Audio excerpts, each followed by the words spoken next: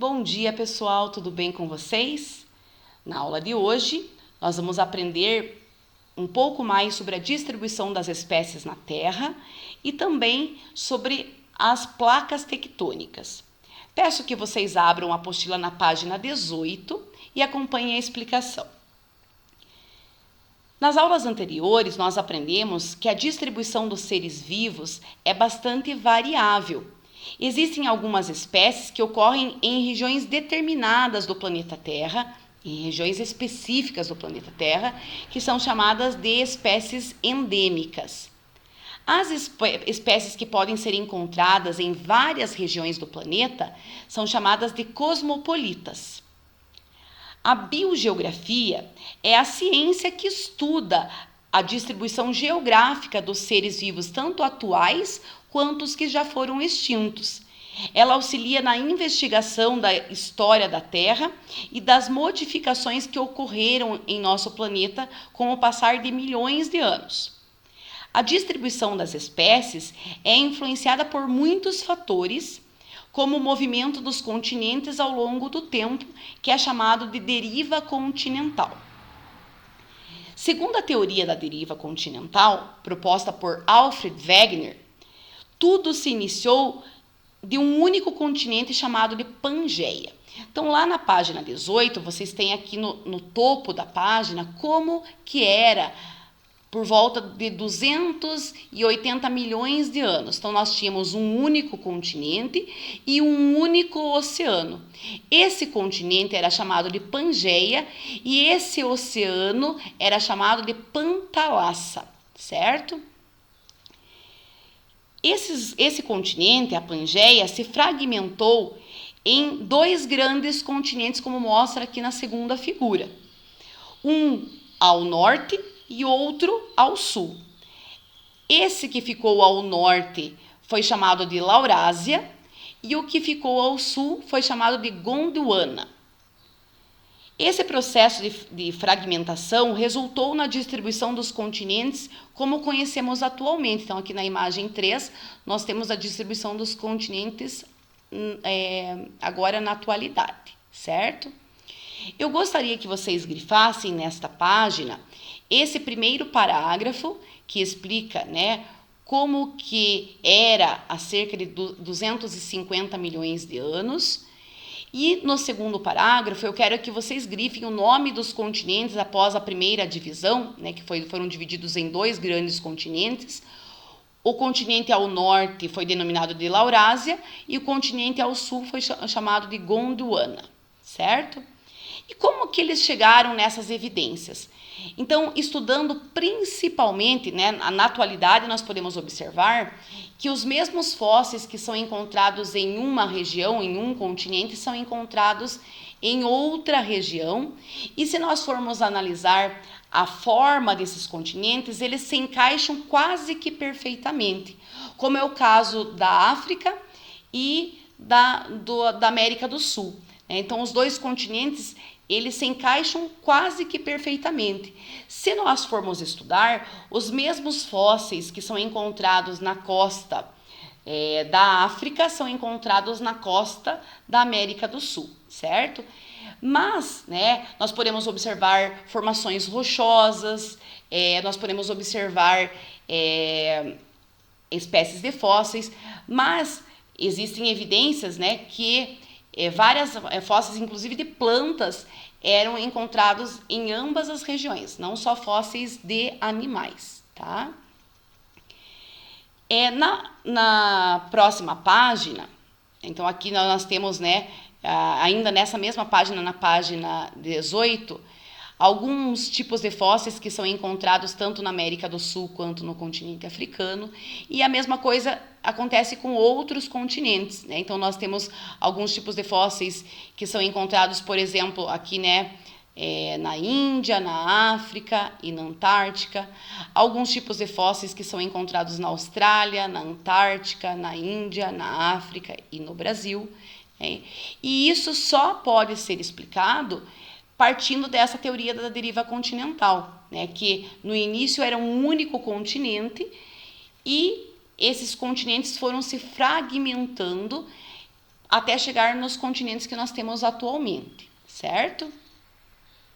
Nós fizemos o quebra-cabeça nas últimas aulas, montando esses continentes, montando o continente inicial, que era a Pangeia, certo? Na próxima página, nós vamos falar um pouco sobre as placas tectônicas. Então, aqui, na página 19, vocês vão aprender que a crosta terrestre é formada por blocos denominados de placas tectônicas. Nós já estudamos em séries anteriores que o planeta Terra é dividido, né? As partes internas nós temos o núcleo, o manto e na parte externa a crosta terrestre. O núcleo da Terra é dividido em núcleo interno e núcleo externo. O manto da Terra é dividido em manto interior e manto superior. E nós temos a crosta terrestre. Na crosta, ela é formada por inúmeros blocos, que são chamados de placas tectônicas, e essas placas estão se movimentando, ou seja, flutuando sobre o magma, porque como as placas são menos densas, elas flutuam sobre o magma. Lembrem que o magma é formado por rochas derretidas, podendo se aproximar ou se afastar uma das outras. É a partir da compreensão das placas tectônicas que se pode explicar como que os continentes se movimentam. Então, como que ocorreu esse movimento, essa divisão da Pangeia, que era um único continente, que se fragmentou em dois, e depois se fragmentou em outros continentes, como nós temos na atualidade, né? Então, esse movimento dessas placas tectônicas explicam como que esses continentes se movimentam, tá? A movimentação das placas tectônicas pode fazer com que elas se choquem, gerando abalos sísmicos, terremotos, maremotos, tsunamis, formando cadeias de montanhas, vulcões, etc. Lembrem que quando o encontro das placas tectônicas ocorre em solo, na terra, ele é chamado de terremoto, né? Quando ocorre aquele abalo sísmico. Quando esse encontro das placas tectônicas ocorre no mar, ele é chamado de maremoto e pode originar as ondas gigantes que são chamadas de tsunamis, certo? Nessa página 19, eu quero que vocês grifem algumas partes importantes. Então, aqui no segundo parágrafo, podem grifar ele todo, diz assim: desde o início da deriva continental, que eu já expliquei para vocês o que foi a deriva continental, onde nós tínhamos um único continente, né, e um único oceano, considerou-se que o planeta Terra é dinâmico, ou seja, está em constante movimento, não está parado. Mas faltava explicar como que ocorre essa transformação dos continentes. Então, o movimento das placas tectônicas vem para explicar como que ocorre essa movimentação. Então, aqui diz assim, ó, isso foi compreendido pelo entendimento de que a crosta terrestre não é contínua. Ela é formada por blocos denominados de placas tectônicas, que se estendem dos continentes até a base dos oceanos e estão em constante movimentação, apoiadas sobre o magma, ou seja, flutuando sobre o magma, que se encontra no manto terrestre, abaixo da crosta.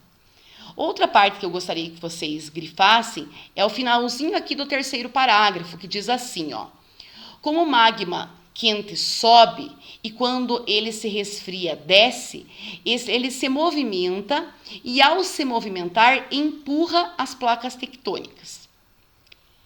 E também quero que vocês grifem esse parágrafo aqui. Então diz assim, ó: esse movimento cíclico de subida e de descida, então durante o aquecimento as placas sobem e durante o resfriamento elas descem. E esse movimento de subida e de descida do magma é chamado de movimento convectivo ou de corrente de convecção, certo? E não esqueçam que o teorema, né, a teoria, perdão, da deriva continental foi criada por Alfred Wegener, certo? Que vocês vão ouvir falar dele tanto na ciência quanto na geografia. Aqui abaixo nós temos um planisfério. Vocês podem entrar nesse QR Code que vai ter esse planisfério. Aqui mostra como se fosse um joguinho, mas na verdade não é um joguinho, mas vocês podem ir clicando em cada uma dessas placas, nesse QR Code, e observando o que fala sobre cada uma delas, certo? Então, aqui mostra que existem algumas placas que se afastam uma das outras e algumas que colidem uma com as outras. E algumas que deslizam umas sobre as outras. Então, existem 3 movimentos, né? Um de afastamento, um de choque entre elas e alguns que são de deslizamentos, certo? Então, aqui vocês podem observar essas que estão com as setinhas contrárias, né? Mostram as placas que estão se afastando uma da outra. As que estão com setinhas no mesmo sentido são as que se chocam. E as que estão, como essas daqui, né? Indicam as placas que deslizam uma sobre a outra, certo? Na próxima página, na parte superior aqui, tem o texto Conexões, que eu quero que vocês acompanhem a leitura. Diz assim: os continentes continuam se movimentando? Sim, as placas tectônicas que formam a superfície da Terra e sobre as quais estão os continentes e oceanos se movem em média 10 centímetros por ano. Claro que isso varia de placa para placa. Embora estejam sempre se movimentando, as placas se deslocam com velocidades e direções diferentes. Por isso, vivem em constante tensão, o que se manifesta através das erupções vulcânicas e dos terremotos. O motor de deslocamento é o magma, porque lembrem que as placas elas flutuam sobre o magma. O que garante que o magma fique em constante movimento é a diferença de temperatura que ele alcança de acordo com a proximidade do centro da Terra. A porção mais próxima do centro aquece-se, sua densidade cai e ela sobe em direção à superfície. Lembrem que quando ocorre o aquecimento do magma, as placas vão se elevar. E quando ocorre o resfriamento, elas vão descer, vão se abaixar. Ao mesmo tempo, a porção fria desce, formando um ciclo que se repete há bilhões de anos. Graças a ele, ao longo da história da Terra, os continentes se juntaram, formando um megacontinente chamado de Pangeia. Se separaram, de acordo com que os geólogos já podem supor, estão se juntando novamente. Então, eu quero que vocês observem com atenção o vídeo sobre placas tectônicas e depois nós vamos fazer mais algumas anotações na apostila.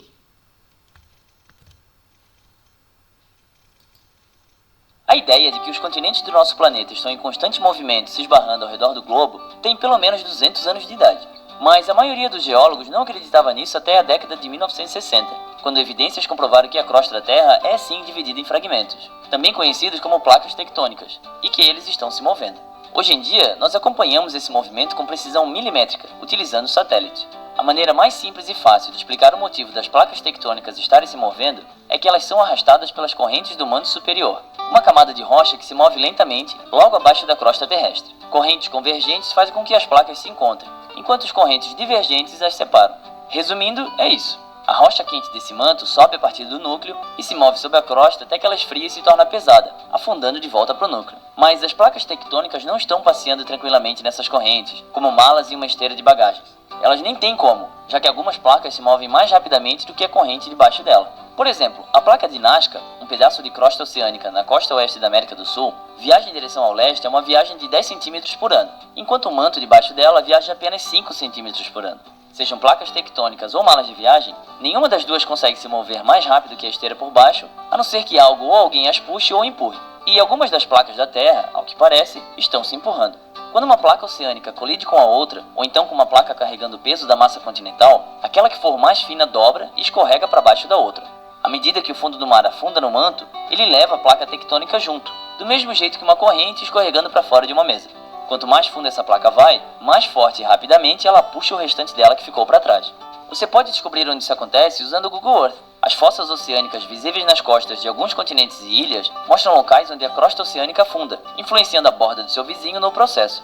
Além do mais, esses pedaços do fundo do mar acabam ajudando na convecção do manto abaixo deles, evitando que essas rochas continuem se movendo para os lados, forçando-as para baixo. Eventualmente, o peso fica tão grande que acaba separando as placas, mergulhando lentamente em direção ao núcleo, com uma força de sucção que leva junto o material do manto. Então, de certa forma, a crosta do fundo do mar é mais como uma esteira de bagagem do que algo passeando sobre ela. Os continentes, por outro lado, são as bagagens.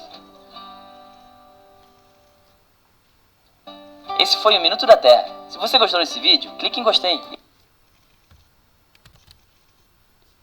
Nas páginas 20, 21, nós temos algumas análises sobre as costas sul-americana e africana.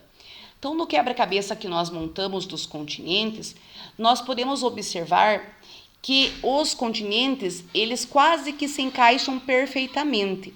Então, analisando aqui a costa da América do Sul com a costa africana, nós podemos observar algumas relações entre elas. E a mesma coisa ocorre com outros continentes, né?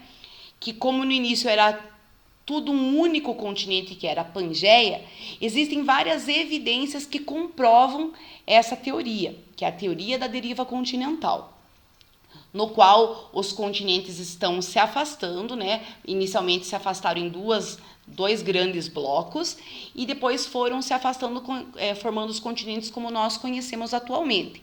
Mas nós vimos no vídeo que eles continuam se afastando. Então, ou seja, eles não estão estáticos, não estão parados. Eles continuam se afastando devido ao movimento das placas tectônicas, certo? Na página 20, eu gostaria que vocês grifassem algumas partes importantes que fazem com que acredite-se que no início era um único continente. Então, aqui no primeiro pontinho, eu gostaria que vocês grifassem desde o formato até o ponto, até elas. Então, uma das teorias, né, analisando aqui o formato dos dois continentes, o formato das costas sul-americana e africana possibilita um encaixe entre elas, um encaixe quase que perfeito entre aqui, né, a costa africana e a costa da América do Sul. Outro fator que está lá na próxima página, na página 21, aqui em cima, que eu também quero que vocês grifem, diz assim, ó, quero que vocês grifem desde as regiões até encaixadas. As regiões costeiras, brasileira e africana, apresentam formações rochosas semelhantes em vários pontos onde essas regiões estavam encaixadas. Então, lembrem que um dos aspectos que faz com que acredite-se nessa teoria da deriva continental são as espécies de fósseis que são encontradas em ambas as regiões, né? Mas além dos fósseis, nós podemos observar formações rochosas semelhantes em ambas as regiões. Então, aqui nós conseguimos observar na figura A as formações basálticas da costa brasileira, né, que fica na América do Sul, e aqui na segunda imagem as formações basálticas na Namíbia, que fica na África, no continente africano. Também gostaria que vocês grifassem aqui no próximo parágrafo, desde existem até Oceano Atlântico. Então, como nós já vimos anteriormente, existem vários fósseis de espécies, tanto animais quanto vegetais, que são encontradas tanto no continente americano quanto no continente africano. E não teriam condições dessas espécies atravessar o oceano, né, para ir em direção ou à América do Sul ou à África, por exemplo, né? Elas não teriam como ter atravessado o Oceano Atlântico. Então, isso indica que em algum período esse continente já estava conectado ao continente africano, certo? Que lembrem que as mesmas espécies de fósseis, tanto de animais quanto vegetais, podem ser observadas em ambas as regiões, além das formações rochosas. Eu gostaria que vocês grifassem também que nós vimos que no início havia um único continente, um único oceano que era Pantalassa, um único continente que era Pangeia e um único oceano que era Pantalassa. Quando ocorreu esse afastamento entre os dois continentes, surgiu o Oceano Atlântico, certo? Então, eu gostaria que vocês grifassem aqui desde a separação até acontecer. Então, aqui diz, ó, a separação da América do Sul e da África possibilitou o surgimento do Oceano Atlântico, o que levou milhões de anos para acontecer, tá? Então, quero que vocês grifem lá.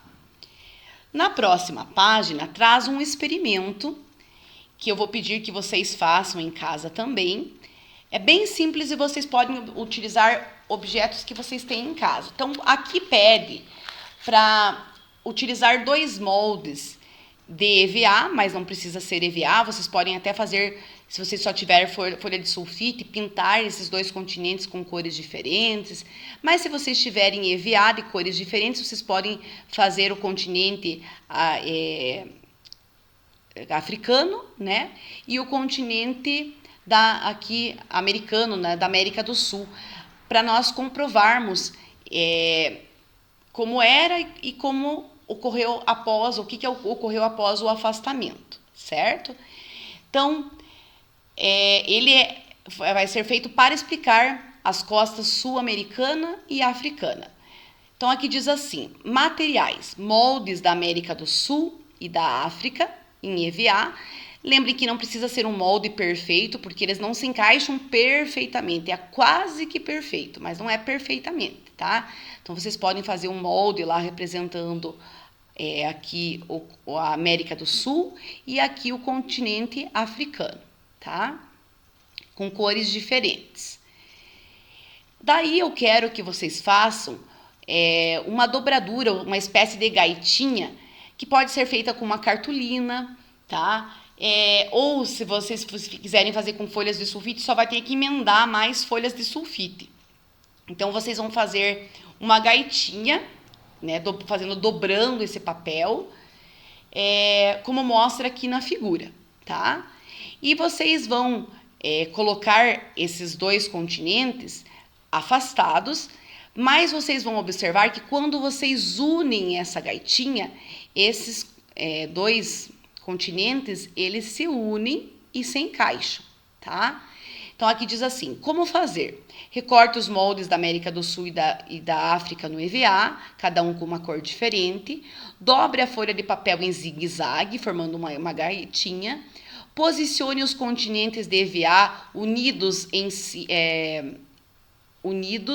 cima da folha. Então, vocês vão colocar aqui, né? Primeiro, tentem posicionar eles de maneira que eles se unam, da maneira que está aqui.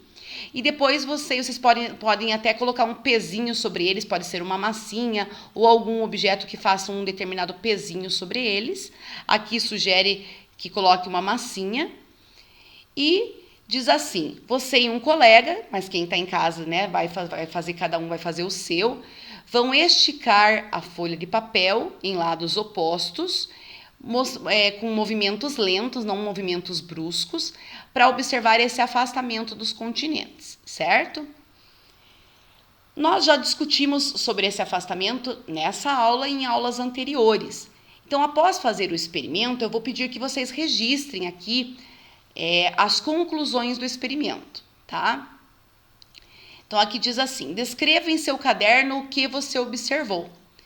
Então, nós podemos observar que, a partir do momento que o papel é esticado, como mostra aqui na segunda imagem, os continentes se afastam, né? E lembrem que esse afastamento ocorre devido ao movimento das placas tectônicas. No 2, diz assim, pode-se identificar que o encaixe entre os continentes, do modo como estão hoje, não é perfeito. Como podemos explicar essa constatação? Então, nós podemos explicar, né, pelo fato de que em milhões de anos de separação, vários fenômenos naturais, como o vento, lembrem que nós estudamos em séries anteriores sobre as rochas sedimentares, né, que sofrem o desgaste pela ação do vento, da chuva, da água, da maré, e foram delineando esses continentes. Então, durante esse afastamento, né, existem inúmeros fenômenos naturais que foram lapidando ambos os continentes, então nós não conseguimos observar um encaixe perfeito atualmente, né, devido a esse desgaste que aconteceu nas bordas dos continentes. E lembrem que esses desgastes são causados por inúmeros fatores, né, como o vento, chuva, a força da maré. Lembrem que entre eles surgiu o Oceano Atlântico, né, e até mesmo vulcões, terremotos, que foram fazendo essa lapidação dos continentes. Número 3. O que podemos comparar o movimento feito com o pedaço de papel colocado, dobrado abaixo dos moldes dos continentes, né? Aqui que nós podemos comparar esse movimento. Então, lembrem que aqui, né, quando ocorreu um afastamento, nós podemos comparar com o movimento das placas tectônicas. Lembrem que elas, nesse caso, estão se movimentando em sentidos opostos. Lembrem que aqui pede para um colega puxar para um sentido e outro para o outro. Então, são placas que estão indo em direções opostas, ocasionando a separação dos dois continentes e, entre eles, a formação do Oceano Atlântico, certo? Baseado no que nós aprendemos na aula de hoje, eu gostaria que vocês fizessem os exercícios das páginas 22 e 23. Na próxima aula, nós faremos a correção. Um grande beijo e até lá!